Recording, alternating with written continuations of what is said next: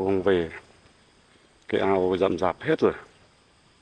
Mà cái ao là một cái kỷ niệm bao thời tuổi ấu thơ của mình.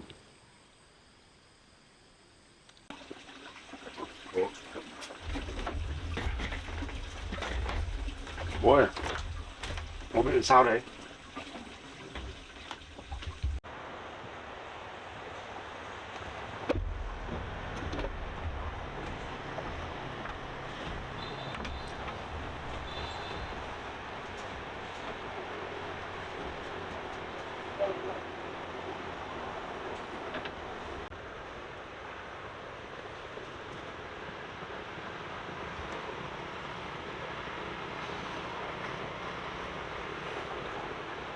Này, nếu mà nhiều cậu ấy lo công việc được thì mình sẽ về quê thăm bố mấy hôm. Sao mình sẽ ruột thế nhỉ? Anh à, anh treo lâu chưa? À, cậu à, cậu ngồi đây. Chào cậu nhé. Tôi cũng ngồi đây được, đến đây được một chút rồi. Cậu ngồi đây chờ tôi một chút nhé, để tôi đi gọi nước đã. Không thấy nhân viên ra. Mà cậu uống nước gì nhỉ? Cho mình một bạc xỉu đi. Ok nhé. Mời cậu uống nước đi. Đưa đi.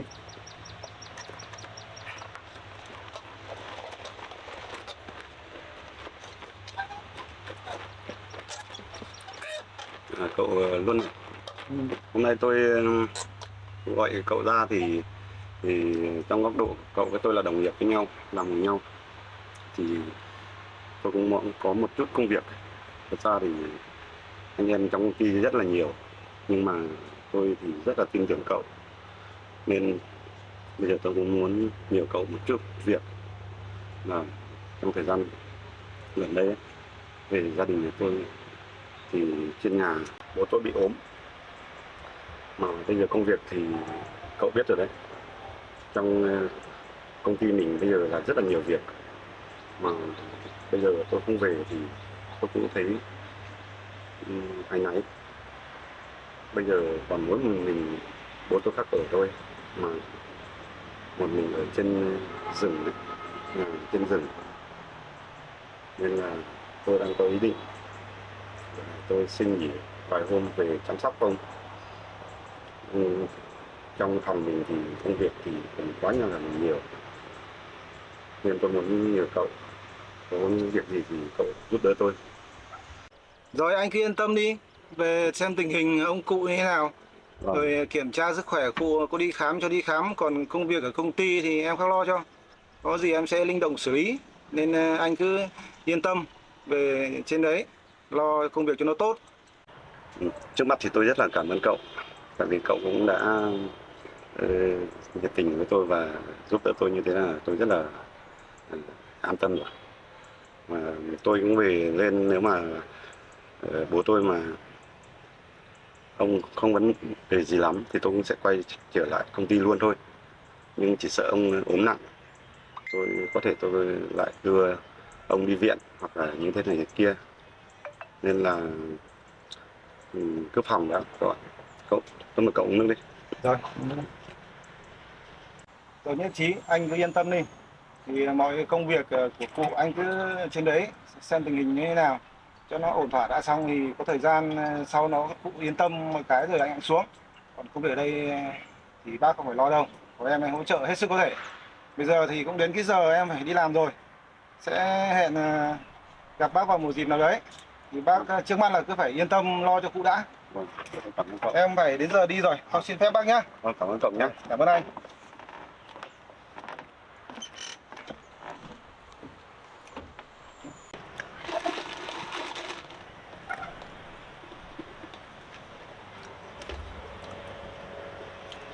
May quá có cậu ấy giúp mình, vậy là mình đã yên tâm để về chăm sóc bố rồi.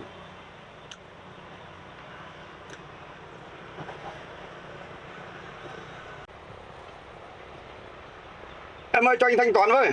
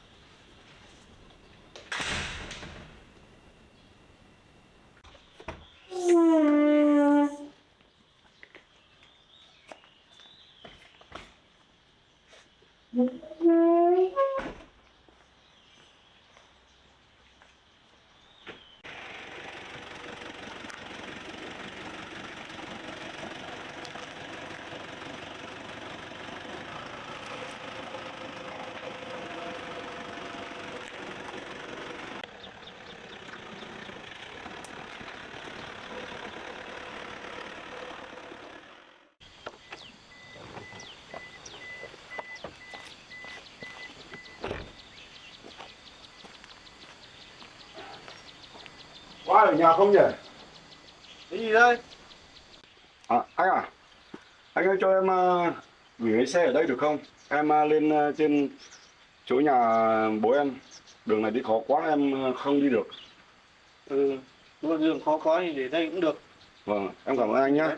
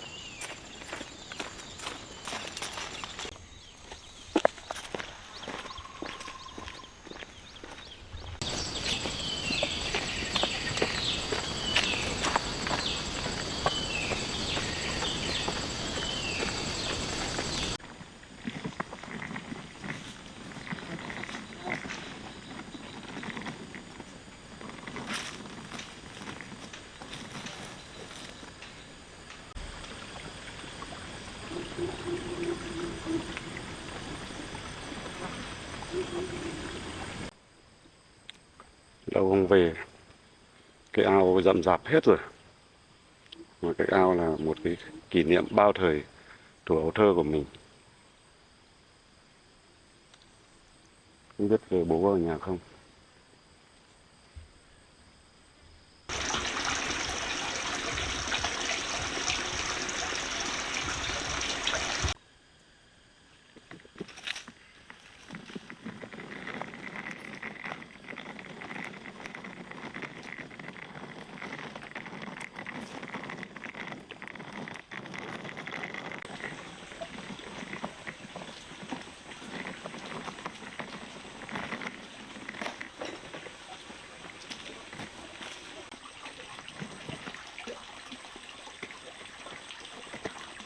Ôi! Ôi! Ôi nhà không? Ôi!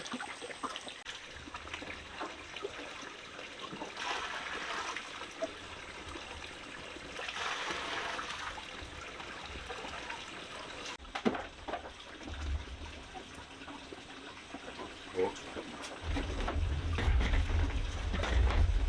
Bố ơi! Bố bị làm sao đấy? Bố ơi! Bố mà! Bố! Bố ốm lâu chưa? Rồi, Mỏng quá. Bố đã uống thuốc gì chưa? dạ.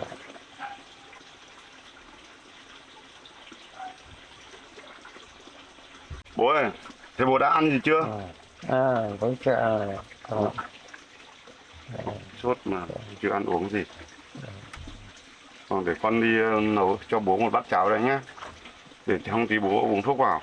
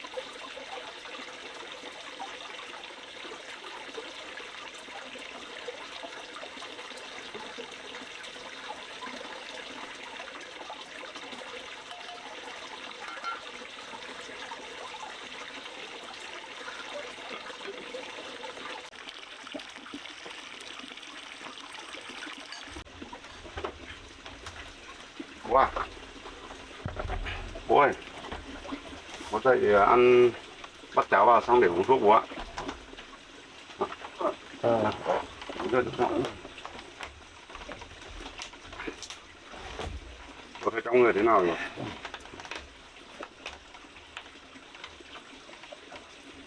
Bố cố gắng ăn bát cháo xong là thì uống thuốc vào bố ạ. Thế mấy ngày hôm nay bố đã ăn gì chưa? Đúng rồi. Quá.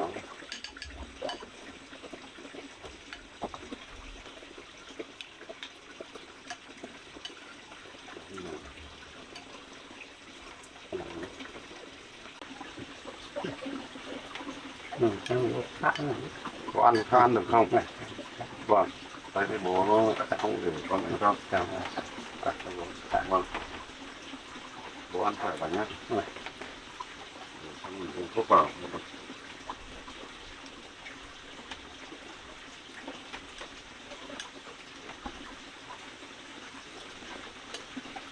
Bố ăn từ từ thôi. Có ăn khỏe vào nha. Bố ăn có thấy ngon thế nào không? Có ạ. Thế bố có ăn đi để con đi tìm xem. Có viên thuốc nào không để cho bố.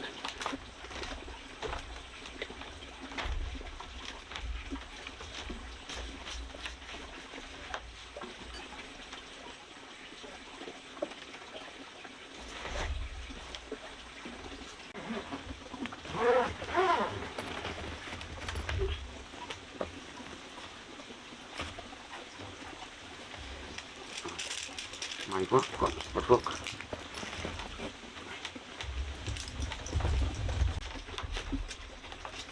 Bố ăn nữa đi. Bố ăn, bố ăn đi, ăn khỏe vào để tí còn uống thuốc. Nhưng mà con tôi ăn thì Bố ăn nữa đi. Thì bố uống thuốc vào nhá.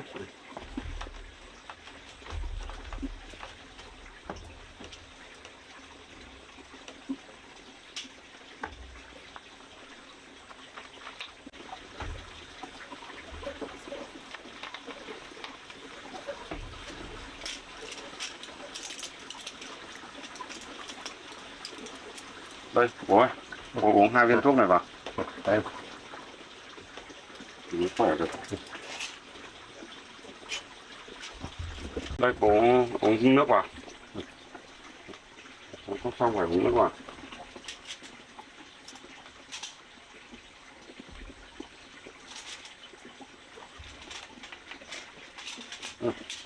Vâng, đây, để con cất ra. Thế bố ốm được mấy ngày rồi? Con đấy rồi. Bố ơi, thế bố bây giờ trong người như thế nào? Có mệt lắm không? Ủa mệt lắm. Thế thì bây giờ thôi bố ăn xong rồi uống thuốc rồi thì con đợi cho bố nằm xuống xong để bố nghỉ ngơi đi nhé.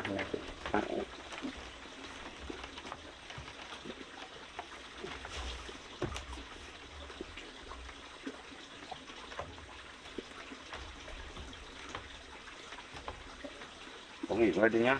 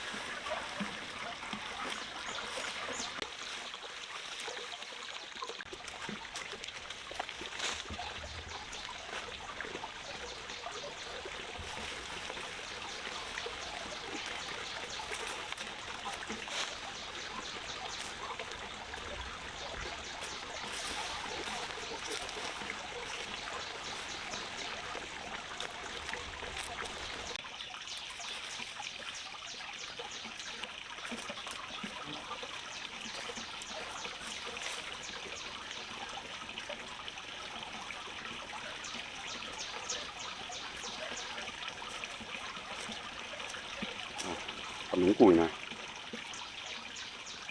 việc mà mình chắc thì xếp nốt đống củi này xong mình đi tìm rau về để nấu cơm.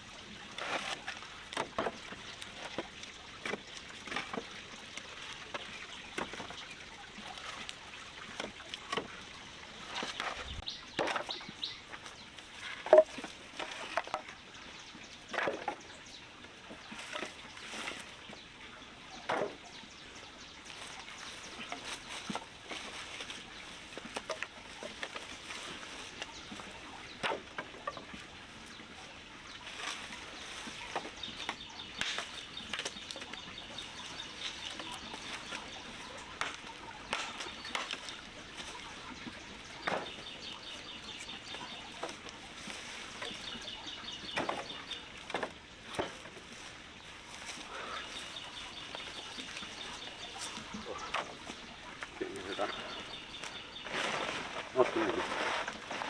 Chỉ ít rau này nấu cơm mới được. Đây chả có cái rau gì.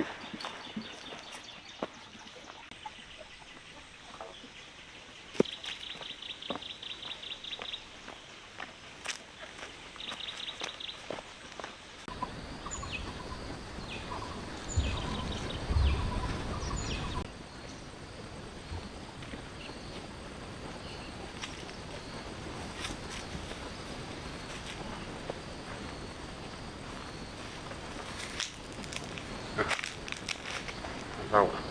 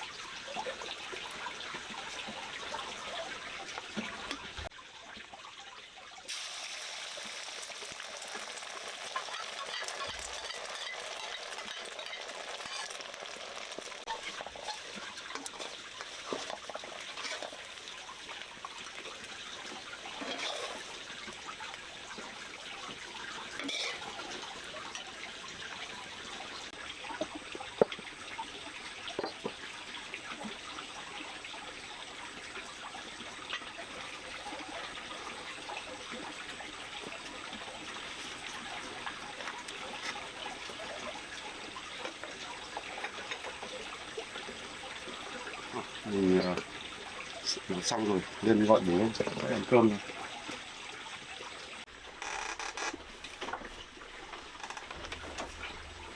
Bố, bố ơi, bố ơi, bố đói chưa? Bố đói rồi, thì bố dậy ăn cơm đi, con nấu cơm xong rồi. Bố ơi, bố dậy ăn cơm.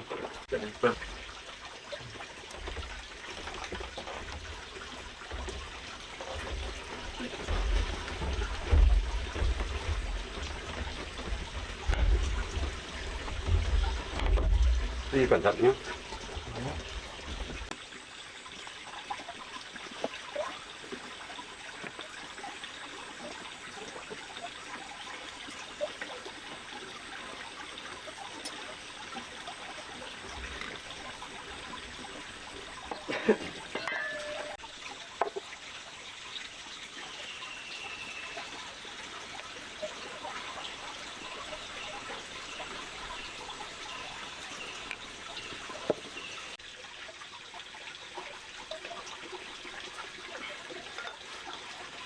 Con thấy sức khỏe của bố bây giờ thấy đỡ hơn nhiều rồi. Con bây giờ đấy vui rồi. Bố ăn đi, ăn khỏe vào.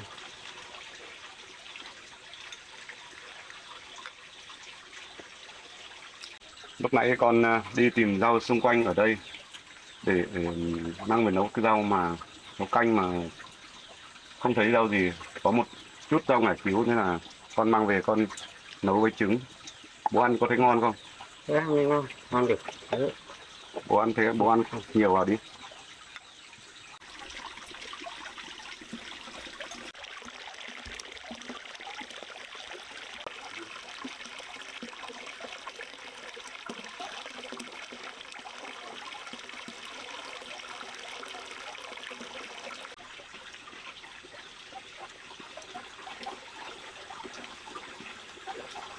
Bố đưa bát thế để con sới cho. Bố ăn thế đi. Bố ăn bát nữa à? Bố ăn thế đi. Ăn no vào tí uống thêm thuốc vào. Cứ ăn no đấy nha. Ăn ít mình không có đủ sức khỏe đâu bố ạ. Bố về ăn đi xong.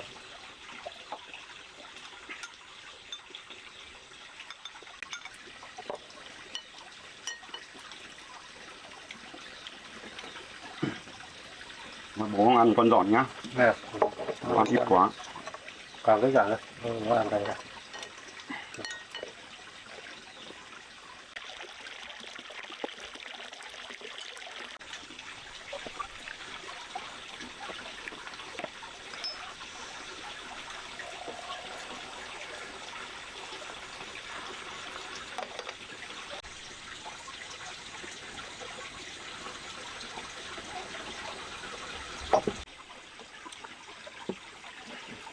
Con mời bố uống nước.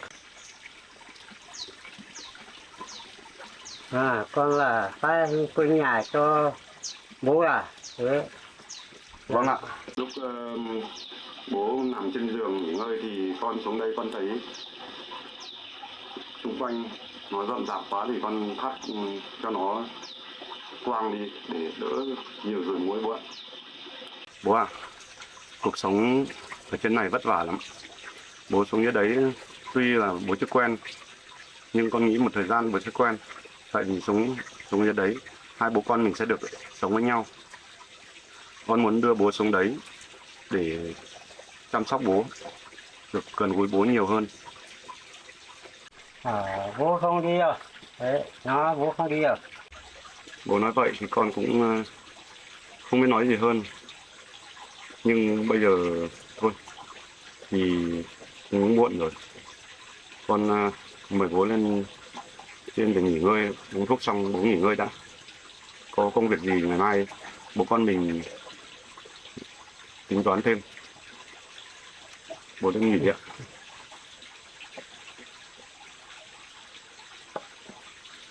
Bố đang nghỉ đi để con lấy thuốc cho bố.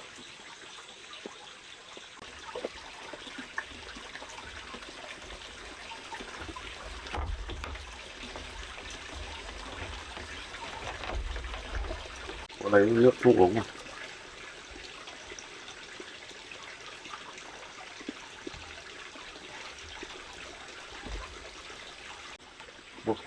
Bố ơi, bố uống thuốc xong rồi thì bố nằm nghỉ đi. Có gì mai bố con mình nói chuyện thôi đi. Bố.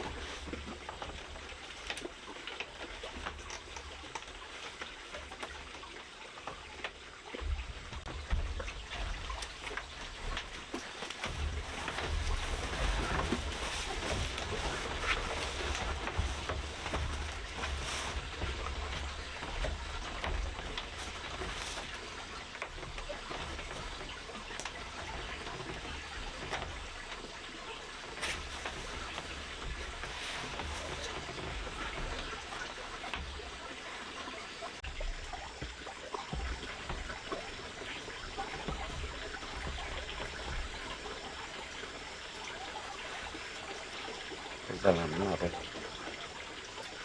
Bố thì ốm, công việc công ty thì nhiều.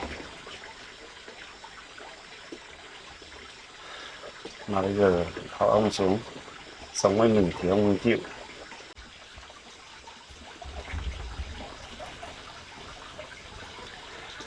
Thôi thì mình lại giúp bố mấy hôm làm những cái công việc xung quanh mà ông không làm được. Bây giờ để cho ông cải thiện cuộc sống được.